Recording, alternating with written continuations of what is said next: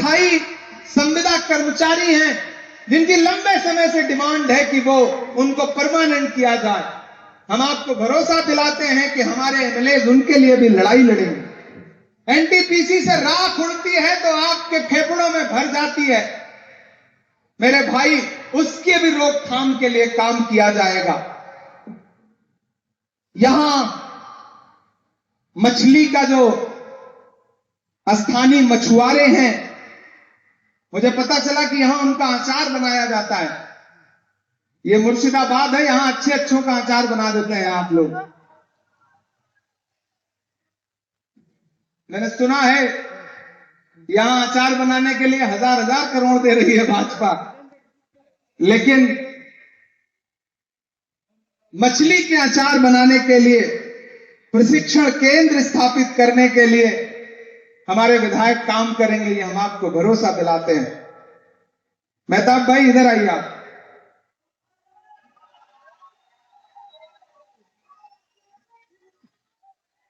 इनसे मिलके मुझे ये महसूस हुआ कि ये निहायत ही शरीफ आदमी है।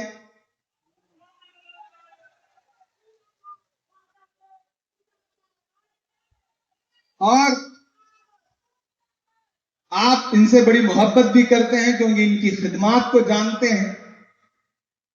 तो इन पे भरोसा करिए, कांग्रेस पार्टी पे भरोसा करिए।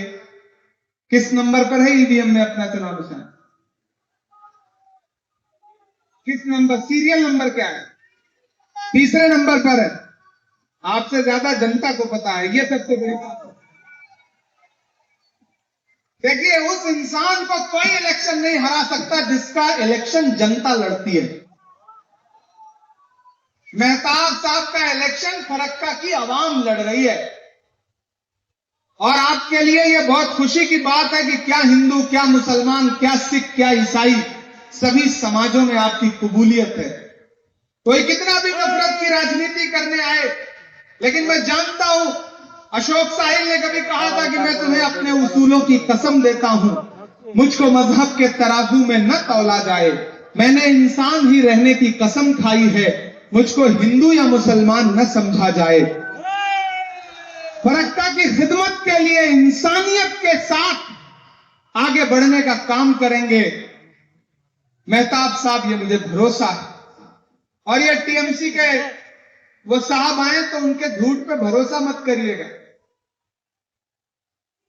वो उनके जैसा एक एमएलए जो है ना, एक गांव में पहुंचा, गांव वालों से बोला भाई चुनाव आ गया है, आप लोग इकट्ठा होकर बताओ आपकी क्या समस्या है, हम आज खत्म कर देंगे। तो गांव वालों ने कहा साहब समस्याएं बहुत हैं, लेकिन दो बड़ी समस्याएं हैं। तो बोले बताओ अभी खत्म कर देंगे। मोबाइल बज रहा है आपका। तो यह हुआ कि बताइए। तो गांव वालों ने कहा साहब कोई हॉस्पिटल नहीं है। तो नेताजी ने अपना फोन निकाला, नंबर मिलाया पता नहीं कौन सा, और फोन पे लगे डांटने कि मैं यहां गांव में आया हूं, फरक्का में खड़ा हूं, यहां हॉस्पिटल नहीं है, आज का आज मुझे हॉस्पिटल चाहिए, नहीं तो तुम लोगों को नौकरी से निकलवा दूंगा। ये कह के मोबाइल जेब में रख लिया और गांव वालों से बोले देखा मैंने 1 मिनट के अंदर तुम्हारी पहली समस्या खत्म कर दी, दूसरी बताओ। गांव वालों ने कहा साहब दूसरी समस्या यह है कि यहां कोई मोबाइल का नेटवर्क नहीं आता है। तो इस तरह से आपको झूठ बोल के समझाया जा रहा है, लेकिन सच बात यह है कि इस इलाके का अगर डेवलपमेंट हुआ है तो सिर्फ और सिर्फ कांग्रेस के वक्त में हुआ है, गनी खान चौधरी साहब के वक्त में हुआ है। ईशा खान जो कर पा रहे हैं वो कर रहे हैं। और अगर एमएलए भी हमारा बना दोगे तो ईशा भाई आप भी आइए 1 मिनट। देखो ये आपके लिए पश्चिम बंगाल की असेंबली में लड़ेंगे, उस तरफ लोकसभा के सांसद खड़े हैं, ये लोकसभा में लड़ेंगे, और इस तरफ राज्यसभा का सांसद खड़ा है, मैं आपके लिए राज्यसभा में लड़ूंगा। इससे अच्छा क्या हो सकता है? एक एमएलए जिताओ, 2 सांसद साथ में फ्री पाओ। इससे अच्छा ऑफर कुछ हो सकता है? नहीं हो सकता ना। तो इस बार इनको कामयाब करिए, इनको जिताइए। उधर से इनसे जो चीज छूटेगी वो ईशा भाई लड़ेंगे, और ईशा भाई लोकसभा में लड़ेंगे, और जरूरत पड़ेगी तो आप तो जानते हैं कि मेरा तो काम ही है लड़ना। सरकार से बिना डरे बिना झुके, मैं डरा नहीं, मैं झुका नहीं, कहीं छुप छुपा के खड़ा नहीं। जो डटे हुए हैं महाज पर, मुझे उन सबों में तलाश कर। पूरी भारतीय जनता पार्टी आपकी दुआओं ने वो ताकत दी है लफ्जों में कि बोलने खड़ा होता हूं तो चाहे सामने प्राइम मिनिस्टर बैठे हो या होम मिनिस्टर बैठे हो, उन्हें भी सुनना पड़ता है। आपके इस भाई की आवाज को सुनना पड़ता है। तो हम आपको ये भरोसा दिला रहे हैं साथियों कि एकजुट होकर के कांग्रेस पार्टी को वोट दीजिए। आप यहां वोट दीजिए, हम देश की पार्लियामेंट में खड़े होकर के उनसे सवाल पूछेंगे कि कहां सोया है चौकीदार, कहां सोया है चौकीदार। मेरे भाई, SIR के जरिए जो आपके नाम काटने की साजिशें हुई हैं, ईशा भाई से मेरी बात हो रही थी। हम आपको भरोसा दिलाते हैं कि डॉक्टर बाबा साहब अंबेडकर के लिखे हुए संविधान ने इतनी ताकत दी है हम सबको कि आज भले ही वो बदमाशी कर लें, लेकिन इलेक्शन बीतने दीजिए। जिन्होंने आपका नाम काटा है जबरन, सही नाम होने के बावजूद, हम आपको भरोसा दिलाते हैं कि उनका गिरेबान पकड़ करके आपका नाम फिर से दर्ज करवाया जाएगा। ये भरोसा दिलाते हैं इस इलाके के लोगों को।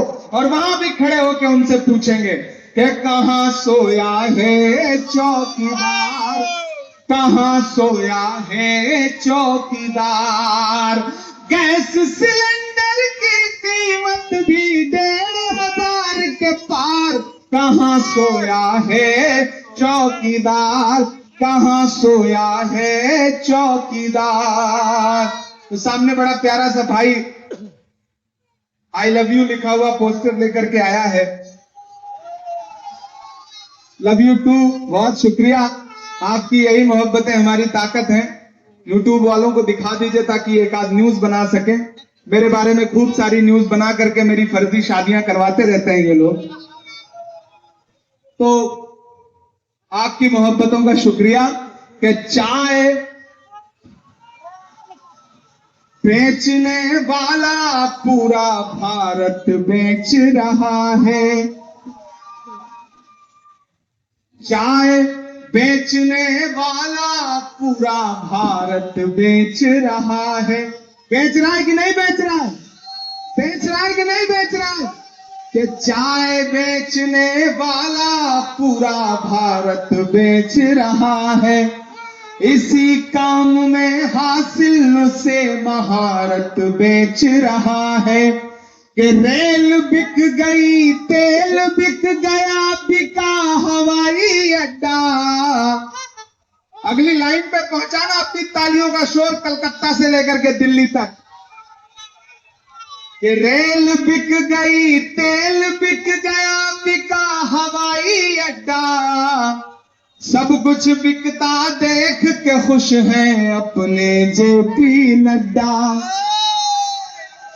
कि जनता महंगाई की मारी करती हाहाकार।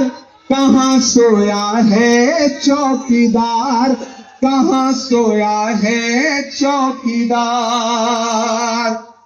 फरक्का वालों, आज बहुत लंबी तकरीर का मौका नहीं है क्योंकि आगे 2 सभाओं के लिए और पहुंचना है।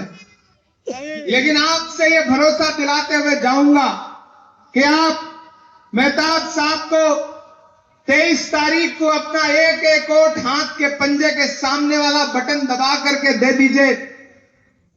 ये जो बीच में राहुल गांधी को छोड़ करके इधर उधर भागे हुए लोग हैं, इनको जाने दीजिए।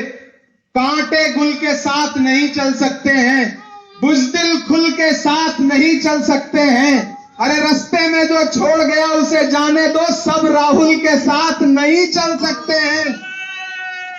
ये बड़ी लड़ाई है और इस बड़ी लड़ाई में आप सब खड़े होंगे राहुल गांधी के साथ।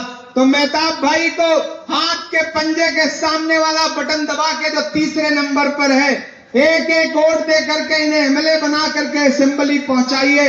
उसके बाद जब 4 तारीख को रिजल्ट आएगा तो मैं आपको भरोसा दिलाता हूं कि इंशाल्लाह इसी नूरुल हसन कॉलेज के मैदान में हेलीकॉप्टर उतारेंगे और आपका शुक्रिया अदा करने के लिए आएंगे।